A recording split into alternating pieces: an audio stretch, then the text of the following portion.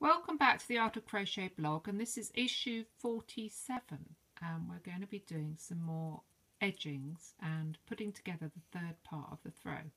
Now I've been gathering together some of my squares and they've separated the squares into the ones that have a different number of stitches down the side. So this batch, which is 37, 39, 42, 44, and the last one we did, 46, are all going to be with 16 stitches down the edge.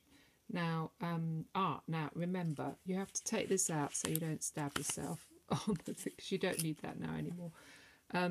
So I've done a 3 chain and 1 treble in that corner space, and I just wanted to remind you that in order to get 16 stitches down here, you need to go into that very first stitch on the end there. Now I'm going to hold the yarn at the back to work it in. So each one has a different number of stitches down the side and then a slightly different formation in the corner. This one has got 2 trebles and 3 chains in a corner. So there's our 2, and then there'll be another 2 treble and a 3 chain there. So you need to do it with 16 stitches just for this batch of 6.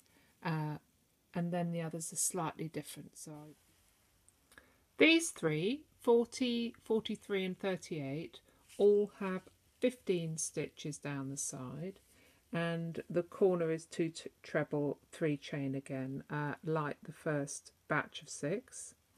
Now 36, that's this colourful one, is a bit different, and this one only has 17 stitches down the side, and then only 1 treble 3 chain 1 treble.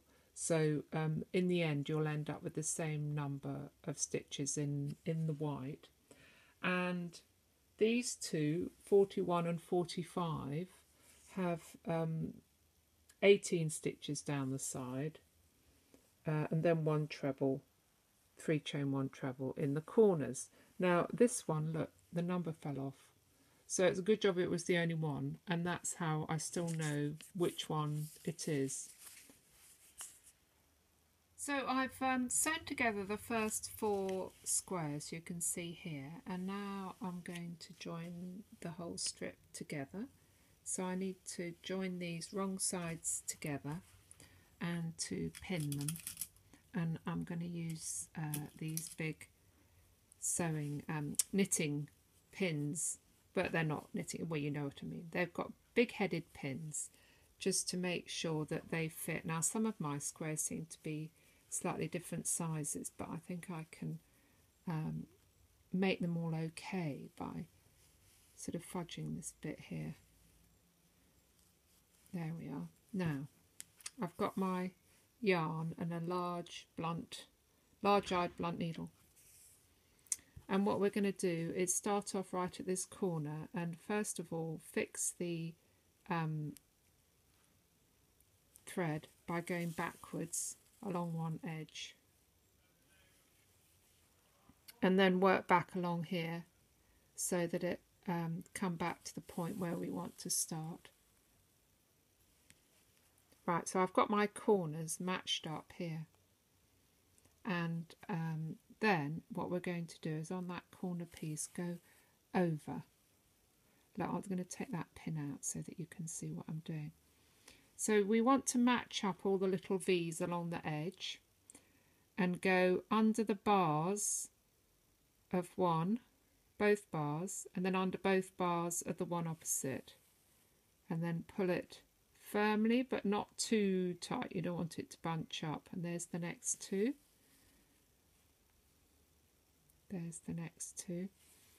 Now sometimes when they've been slightly different sizes, the squares, you need to work out, there may be some, like you've got more V's on one side than the other, and you might need to skip 1 stitch. There, I think I've done that one. There we are. That's the next one. Now it's very tempting also to have a really long bit of yarn to do the sewing up with, so you don't have to keep stopping and starting, but if you have a long piece it will just get tangled up. There we are, so keep doing that, and then when you've got the strips we'll put the strips together.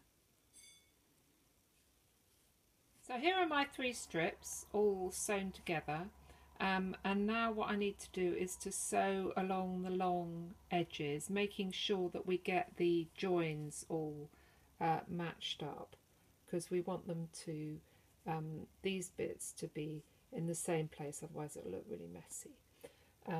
So the thing to do is to get 2 strips like this, wrong sides together again, and then pin them so that those bits match up. Again, I've got these large headed pins which are really good for the job.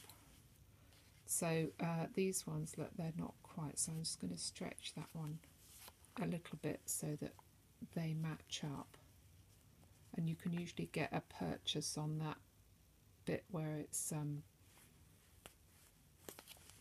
the seam there. And then sew this one, and I'm going to do all this before I start, because otherwise you get halfway along the seam and then realise that it doesn't match up.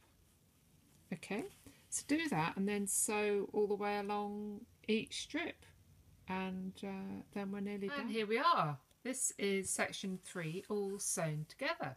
So good luck with yours, and another square next week.